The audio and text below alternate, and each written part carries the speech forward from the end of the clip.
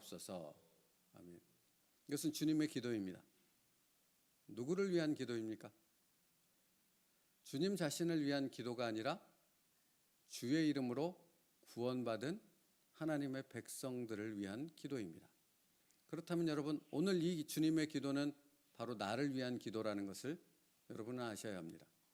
뭐라고 주님이 기도하셨습니까? 아버지여, 아버지께서 내 안에, 내가 아버지 안에 있는 것 같이 그들도 다 하나가 되어 우리 안에 있게 하사 세상으로 아버지께서 나를 보내신 것을 믿게 하옵소서. 아버지와 내가 어떻게 돼요? 하나가 된답니다. 여러분, 이것은 단순히 어떤 논리적으로, 이론적으로, 상식적으로 이해가 되는 수준에서 생각할 수 없는 말씀이지요. 우리가 누구와 하나가 되는 것이기 때문에 그렇습니까? 살아계신 이 땅의 창조주요, 전능하신, 그리고 영이신 하나님과 하나가 된다는 의미입니다. 여러분, 그것은 무엇을 의미하겠습니까?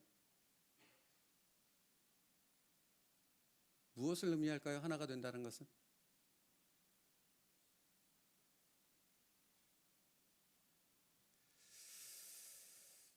하나님과 하나가 된다는 것은 하나님과 나와의 관계가 마치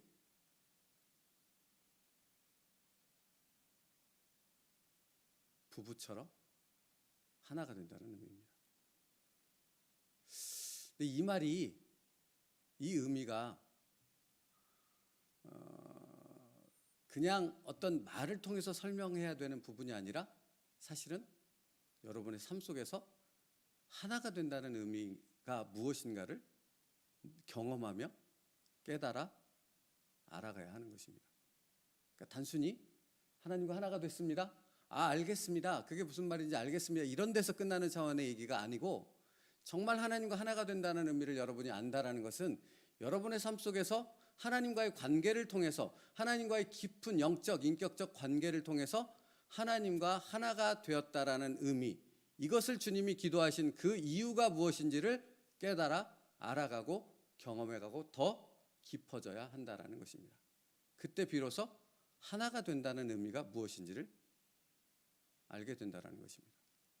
그래서 오늘도 믿음에 대해서 말씀을 시작하려 합니다. 여러분, 믿음은 보입니까? 안 보입니까? 예전에도 여러 번 이런 말씀을 드렸는데, 믿음은 보입니까? 안 보입니까?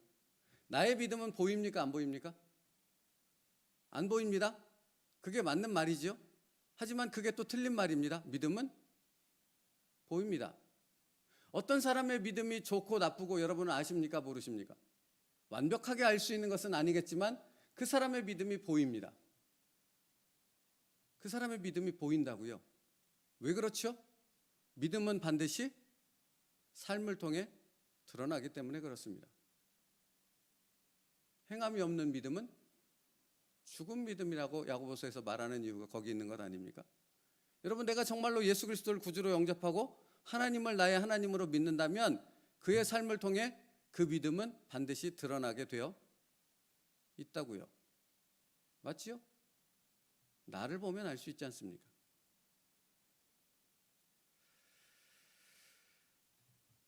여러분, 그러면 삶을 통해 드러나는 믿음이라는 것은 무엇이겠습니까?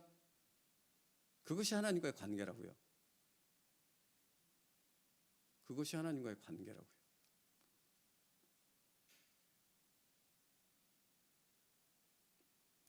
손양원 목사님이 아들 둘이 죽었지 않습니까? 그분의 믿음이 그 아들 둘이 죽음을 통해서 드러나지 않았습니까? 10가지 감사의 기도. 그게 뭡니까? 그분의 믿음입니다. 근데 그 믿음은 어떤 믿음인 것입니까? 그분과 하나님과의 관계를 통해 세워진 믿음이라는 것입니다. 여러분, 이것을 다윗이라는 인물을 통해서 설명해 볼게요. 사무엘상 17장 45절에 다윗이 골리앗과 싸우는 장면이 기록되어 있습니다. 우리가 알고 있듯이.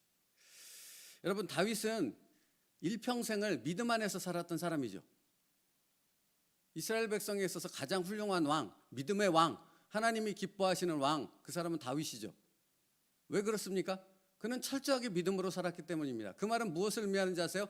다윗은 자기의 생명, 자기의 인생의 모든 것을 걸고 하나님 앞에 믿음으로 순종했던 사람이기 때문에 그런 것입니다. 그 대표적인 예가 골리앗 아닙니까? 그때 말씀을 읽어드릴게 들어보세요. 사무엘상 17장 45절. 너는 칼과 창과 단창으로 내게 나아오거니와 나는 만군의 여호와의 이름 곧 내가 모욕하는 이스라엘 군대의 하나님의 이름으로 내게 나아가노라. 여러분 이때 상황을 아십니까? 사울 왕을 비롯해서 사울 왕을 따르는 이스라엘 백성, 정말 엄청나게 많은 숫자의 이스라엘 백성들이 다 바위 아래에 고개를 숙이고 있었다고 성경은 정확하게 표현하고 있습니다. 다 자신의 몸을 숨기고 있었어요. 누구에게 보이지 않기 위해? 골리앗한테 안 보이려고. 골리앗이 지금 홀로 나와서 나랑 1대1로 싸울 사람 나와. 누구든지 나와. 내가 다 맞서줄 테니까. 너네 다 나와도 돼. 니네 하나님 데리고 나와도 돼. 내가 싹 다 죽여버릴 거야. 이렇게 외치고 있었거든요. 그때 모든 이스라엘 백성, 사울 왕을 비롯한 모든 이스라엘 군인들은 뭐 하고 있었다고요? 그 골리앗과 눈을 안 마주치기 위해서 다 자신의 몸을, 자신의 눈을 숨기고 있었다고요. 근데 그때 해필 하나님의 이끄심을 따라 형들에게 도시락을 전해주기 위해 왔던 다윗이 그 소리를 듣지 않습니까? 그러고 나서 한 얘기가 이거예요. 너는 칼과 창과 단창으로 내게 나아오거니와 나는 만군의 여호와의 이름 곧 내가 모욕하는 이스라엘 군대의 하나님의 이름으로 내게 나아가노라 라고 선포했다라는 거예요. 이게 뭡니까? 이게 믿음입니다. 그리고 이 믿음은 어디서부터 나오는가가 중요해요. 다윗의 이 믿음은 어디서부터 나왔어요? 하나님과의 관계에서 나왔어요. 자, 읽어드릴게요. 46절 47절. 오늘 여호와께서 너를 내 손에 넘기시리니 내가 너를 쳐서 내 목을 베고 블레셋 군대의 시체를 오늘 공중에 세워 땅의 들짐승에게 주어 온 땅으로 이스라엘의 하나님이 계신 줄 알게 하겠고 또 여호와의 구원하심이 칼과 창에 있지 아니함을 이 무리에게 알게 하리라. 전쟁은 여호와께 속한 것인즉 그가 너희를 우리 손에 넘기시리라. 여러분 이 고백은 그냥 미친 사람이 아닌 이상 자기의 생명을 걸고 그러니까 돌멩이 5개 들고 나아가면서 이 고백을 한다라는 것은 다윗 가운데 어떤 확신, 어떤 믿음이 있었던 것이에요? 지금 나와 누구와 함께 계신다? 만군의 여호와 하나님, 골리앗 너 정도는, 블레셋 너희 정도는, 이 세상의 군대 정도는 말씀 한마디면 목 다 싸그리 죽여버릴 수 있는 그 만군의 여호와 하나님이 나와 함께 계심으로 이렇게 선포할 수 있고 물맷돌 5개만 들고 골리앗을 향해 나아갈 수 있었다라는 것입니다. 여러분 전에도 설명드렸지만 왜 물맷돌이 5개입니까? 하나로 던져서 골리앗이 맞아서 죽지 않으면 2개 던지고 두 개도 안 맞으면 5개까지 던져서 죽이려고 5개입니까? 신학적인 해석에 의하면 그게 아니래요. 되게 은혜를 받았던 말씀인데 골리앗에게는 4명의 형제가 있었습니다. 그러니까 골리앗까지 하면 보통 사람들보다 머리가 하여튼 엄청나게 커서 왜 이렇게 김병만인가요? 키 작은 사람 김병만이 키시 몇인가 모르지만 하여튼 한 2m 되는 사람과 김병만하고 세워놓으면 드러나죠. 2m 되는 사람이 월등히 드러나죠. 제가 뭘 설명하는지 알겠죠? 다윗이 딱 봤는데 거인 5명이 보이는 겁니다. 골리앗만 보였던 게 아니고 다른 사람은 골리앗 피해서 숨어 있는데 다윗은 골리앗만 본 게 아니라 골리앗 뒤편에 서 있는 골리앗의 형제 똑같이 키 큰 애들 5명이 보였던 겁니다. 물맷돌 5개는 뭘 의미해요? 내가 하나씩 한 마리라고 해도 돼요. 하나씩 한 놈씩 쳐 죽이리라 5개 들고 나간 거라니까요. 여러분 그 믿음은 어디서 나와요? 하나님과의 관계에서 나온다고요. 하나님이 나와 함께 계셔. 그것을 성경은 말씀해 주고 있어요. 사무엘상 17장 37절에 또 다윗이 이르되 이 장면은 어떤 장면이냐면 다윗이 이제 골리앗과 싸우러 나가려고 딱 하니까 사울 왕이 야 안 돼. 다윗보다 훨씬 큰 사람이 사울 왕이었잖아요. 나도 감히 못 쏘고 어떤 이스라엘 사람도 감히 골리앗한테 맞서지 못하는데 너같이 어린애가 무슨 골리앗과 싸우겠다라는 거 안 돼 말려 했더니 다윗이 긋고 나가겠다는 거예요. 그러니까 그러면 그냥 나가지 말고 내 갑옷이라도 벗어줄 테니까 이거 입고 나가 했어요. 다윗이 입어봤더니 사울왕과 이 체격 차이가 나니까 다 이렇게 허술한 거예요. 무슨 번거지 입은 것 같이 너무 큰 거예요. 그러니까 다 벗고 나서 나가면서 다윗이 사울왕한테 하는 얘기예요. 또 다윗이 이르되 여호와께서 나를 사자의 발톱과 곰의 발톱에서 건져내셨은즉 나를 이 블레셋 사람의 손에서도 건져내시리이다. 이게 무슨 얘기로 들리세요, 여러분? 내가 오늘까지 살아오는 모든 삶 속에서 나는 누구와 함께 살았다? 여호와 하나님과 살았다. 하나님이 나를 사자의 발톱에서도 건지셨고 곰의 발톱에서도 건지셨고 어떤 들짐승에도 어떤 위협 속에서도 만군의 여호와 하나님은 언제나 외면하지 않고 나를 건지시고 지키시고 나와 함께 하셨다. 그러므로 오늘 블레셋의 저 군대 장관인 골리앗과의 싸움에서도 하나님은 나를 지키시고 이 싸움에서 나를 승리케 하실 것을 나는 확신한다. 이 고백인 것이며, 여러분 믿음은 어디서부터 나와요? 일상의 하나님과의 관계 속에서부터 나오는 것입니다. 그냥 어느 날 갑자기 뚝 떨어지지 않습니다. 어느 날 갑자기 내가 은혜를 받았고 그 감격 속에 찬송하며 울며 기쁨을 외칠 수 있습니다. 하나님 믿음대로 살겠습니다. 외칠 수는 있습니다. 그러나 진짜로 믿음대로 사는 것은 다른 문제입니다. 믿습니다로 끝나지 않는다고요. 진짜로 믿음대로 사는 것은 골리앗이 내 앞에 있을 때 만군의 여호와의 이름으로 돌멩이 5개 들고 골리앗의 형제까지도 다 죽이겠다는 믿음으로 그 싸움을 나아가는 사람이 정말로 믿음의 사람인 것이죠. 다시 말하면 사랑하는 성도 여러분, 여러분 믿음이 있으십니까? 없으십니까? 여러분 믿음의 사람이십니까? 하나님 믿으십니까? 여러분 그 믿음은 어디서 나타나는 거예요? 내 삶에 정말 고난이 다가오고 내가 해결할 수 없는 문제, 내 상상을 뛰어넘는 문제, 내가 해결할 수 없는 그 문제가 다가왔을 때 그때 나는 누구만을 오직 의지해요? 믿음의 사람은 만군의 여호와 그 하나님이 나와 함께 하심을 나는 믿기에 나는 이 고난의 길을 걸어가겠습니다. 감당하겠습니다. 순종하겠습니다. 그러니까 오늘 주님이 우리가 하나인 것 같이 저들이 우리 안에서 하나가 되게 없어서 하나님과 하나가 되게 하옵소서. 그 말은 무엇입니까? 이 믿음 안에 사는 진정한 믿음의 사람, 진짜 믿음을 가진 사람이 되게 하여 주시옵소서. 어떻게? 하나님과의 그 깊은 인격적 관계를 통해 그 진짜 믿음의 삶을 살아가는 사람, 진짜 그리스도인이 되게 하여 주시옵소서. 그 말이라고요. 그 기도라고요. 챔버스 목사님은 오늘 말씀을 통해 무엇을 계속해요? 주님이 그렇게 기도했으니까 이 기도는 반드시 어떻게 된다? 응답된다고 선포합니다. 이 기도가 우리의 삶에서 반드시 응답될 줄 믿습니다. 하나님이 나와 함께 하시는 것을 다윗이 만군의 여호와 이름을 외치며 그 블레셋 군대를 향해 물맷돌 5개 들고 나아가서 그 싸움에서 승리로 이끌었던 것처럼 우리의 삶 속에서 그 동일한 승리가 일어날 줄 믿습니다. 그 믿음은 어디서부터 나온다고요? 일상의 삶 가운데서 하나님과의 깊은 영적 관계, 인격적 관계를 통해서 그 믿음은 굳건히 세워진다라는 것입니다. 여러분 그러니까 그 똑같은 믿음 아닙니까? 죽으면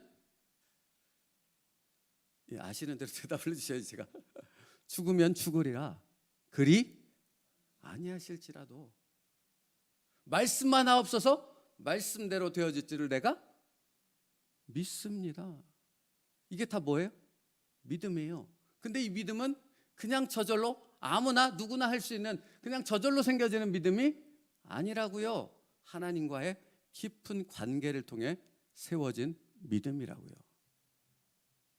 나는 믿음의 사람입니까? 내게 그 믿음이 있습니까? 그 믿음의 사람 될 수 있기를 축복합니다. 그러면 여러분 뭘 생각해야 돼요? 여기서 그 믿음이 내게 있으려면 일상의 삶 가운데 벌어지는 아주 작은 일에서부터 우리는 누구와의 그 모든 문제를 뭐를 통해서 해결해 나가는 거예요? 하나님과의 관계를 통해서 해결해 나가는 거예요. 그죠? 이스라엘 백성이 광야로 들어갔습니다. 물이 없었어요. 여러분, 상식적으로 생각했을 때 반석에서 물이 쏟아지는 게 300만에 가까운 사람이 먹기가 편해요? 하늘에서 그냥 물을 쫙 쏟아붓는 게 300만이 먹기 편해요? 여러분은 어떠신지 모르겠지만 제 상식에 의하면 하늘에서 물이 쫙 쏟아지면 입만 벌리고 있으면 다 먹는 것 아닙니까? 그죠? 근데 하나님은 그렇게 하셨어요? 아니요. 모세가 반석을 치니 거기서부터 물이 쏟아졌고 그 물이 300만이라는 사람이 먹었고 그 300만이 기르고 있는 짐승들까지 다 먹는 생명수가 됐어요. 왜 그렇게 하셨을까요? 하나님과의 관계 맺음이에요. 내가 너희의 하나님이다라는 거예요. 너희의 생명에 살아있음을, 그 생명을 유지하고 그 생명을 너희에게 주고 그 생명에 살아있을 수 있도록 이끄시고 모든 것을 공급하시는 분은 누구다? 만나와 메추라기가 바로 그것을 얘기하는 것 아닙니까? 우리에게 일용할 양식을 주시는 분이 누구시다? 내가 숨 쉬고 있는 것, 내가 오늘도 이 새벽에 나와 숨을 쉬고 이렇게 하나님 앞에 예배드릴 수 있는 것은 하나님께서 내 생명을 걷어가지 않고 내 생명을 그대로 허락하셨기에, 유지할 수 있도록 만들어 주셨기에 이 새벽에 하나님 앞에 예배드릴 수 있음을 믿습니다. 여러분, 그 믿음이 있어야 된다고요. 그걸 통해 하나님과의 그 깊은 관계를 매일 맺어가는 삶이 되어졌을 때 나도 누구와 같이 되어질 수 있어요? 에스더처럼, 다윗처럼, 백부장처럼 믿음의 사람이 될 수 있다고요. 그리고 나는 예수님의 기도하심처럼 반드시 그렇게 되어질 줄 믿습니다.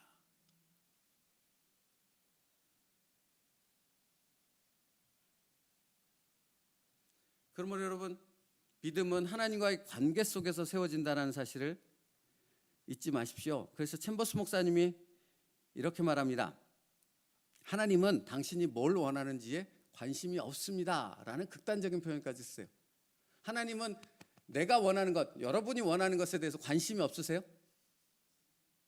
아니요, 관심이 있으세요. 너무나 세밀하게, 너무나 깊은 사랑 안에서 관심이 있으세요. 그죠? 근데 왜 챔버스 목사님은 하나님은 여러분이 원하는 것에 대해서 관심이 없다고 표현했습니까? 그게 첫 번째가 아니라고요. 그게 가장 우선순위가 아니라고요. 하나님의 가장 우선순위는 뭐예요? 하나됨이요, 하나됨. 아버지와 우리와 하나됨을 이루는 관계의 첫 번째 목적이 있다고요. 거기에 관심이 있다고요. 그 얘기는 무슨 말이에요? 그러니까 하나님은 내 삶 가운데 내가 원하는 일을 이루어가는데 첫 번째 목적을 두고 행하는 것이 아니라고요. 당신이 원하는 것을 이루어가는 것이 하나님의 목적이 아니라고요. 하나님의 목적은 뭐예요? 당신의 삶을 통해 하나님과의 깊은 관계를 맺어가는 것을 더 깊게, 더 깊게, 더 깊은 신뢰의 관계로, 그래서 뭐가 되도록? 하나가 되도록 만드는 것이 하나님의 첫 번째 목적이라고요. 예수님의 기도처럼. 그러니까 여러분, 여러분의 삶 가운데 여러분이 기도했음에도 불구하고 여러분의 뜻대로 계획대로 하나님은 응답하시지 않는다는 것은 하나님의 또 다른 계획이 있다는 것을 깨닫고, 그 계획은 어떤 목적에 초점이 맞춰져 있어요? 더 깊은 우리와의 관계를 맺기 위한 그 하나님의 뜻, 그래서 믿음의 사람 만들고자 하는 그 하나님의 목적을 이루고자 하심을 알고 그 하나님의 뜻 앞에 내 뜻을 내려놓고 순종할 수 있는 여러분 될 수 있기를 축복합니다. 그게 믿음의 사람이라고요. 그러면 사람도 문제가 안 될 수 있고 돈도 문제가 안 될 수 있고 상황이 내 뜻대로 안 될지라도 원망과 불평이 아닌 감사로 나아갈 수 있는 진정한 하나님의 믿음의 사람으로 살아갈 수 있는 것입니다. 다윗처럼요. 다윗 얘기, 시간이 너무 갔네요. 여러분 보십시오. 다윗 얘기만 하고 마칠게요. 시글락이라는 성까지 도망쳐요. 시글락이라는 성은 블레셋 성이에요. 다윗이 사울왕이 하도 쫓아오니까 광야로 도망갈 때 다 도망갔는데 더 도망갈 데가 없어요. 그래서 다윗이 사실은 뭐 잘된 판단이든 잘못된 판단이든 이 부분은 지금 중요한 게 아니니까 어쨌든 블레셋까지 도망가서 수염에 침을 흘리는 상황으로 자기를 미친 척하면서 목숨을 구걸하지 않습니까? 그래서 시글락이라는 성까지 도망가요. 그 부하들과 가족들을 데리고. 근데 이게 참 일이 꼬이려면 다윗과 부하들의 그 남자들이 빠져 있는 사이에 이 시글락 성을 이방 민족이 쳐들어와서 가족들과 재산들을 몽땅 다 가지고 가버립니다. 다윗이 없는 사이에. 돌아왔더니 성은 폐허가 돼 있고 불타 있고 재산과 가족들은 아무것도 없어진 거예요. 근데 그 상황 가운데 여러분, 그 상황에 처했을 때 다윗을 향해 목숨을 걸고 쫓았던, 단 한 번도 다윗을 원망하지 않았던 그 부하들이 갑자기 칼을 들고 일어납니다. 누굴 죽이려고? 다윗 죽이려고. 이 모든 일의 원인이 너 때문이야. 이런 상황이 벌어진 거예요. 그럼 여러분, 여러분이 다윗이라고 생각한다면 이것만큼 억장이 무너질 일이 어디 있습니까? 하나님 앞에 순종하기 위해서 살아왔던 삶인데 결국 정말 더 이상 갈 수 없는 상황까지 몰려서 부하들에게 죽게 되는 상황이 벌어지지 않습니까? 여러분 같으면 뭐 하겠어요? 아니, 죄송합니다. 여러분 같으면, 저 같으면 막 욕을 할 것 같습니다. 에이, 하나님을 원망할 것 같습니다. 하나님, 이게 도대체 뭡니까? 뭐 어쩌라는 거예요 도대체? 내가 그렇게 순종했는데, 내가 광야로 도망칠 데가 없어서 블레셋까지 도망쳤는데 도대체 나보고 뭘 어떡하라고 이 지경까지 만드는 겁니까? 이게 튀어나왔을 것 같아요. 근데 다윗은 하나님 앞에 기도하더라고요. 하나님의 사람, 믿음의 사람이잖아요. 그죠? 그게 믿음의 사람이에요. 그리고 하나님은 모든 것을 다시 회복시키십니다.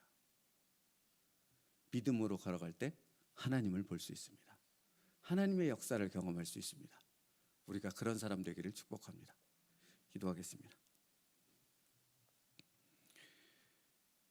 아버지께서 내 안에, 내가 아버지 안에 있는 것 같이 그들도 다 하나가 되게 하여 주옵소서. 이것이 주님의 기도입니다. 이 주님의 기도가 나의 삶 속에서 이루어지게 하여 주시옵소서.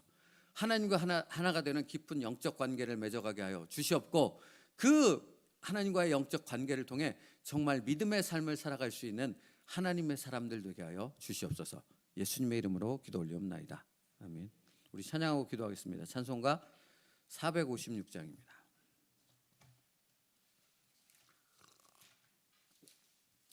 오늘도 박수 치면서 찬양하고 우리 주님 한번 부르며 힘있게 기도하겠습니다.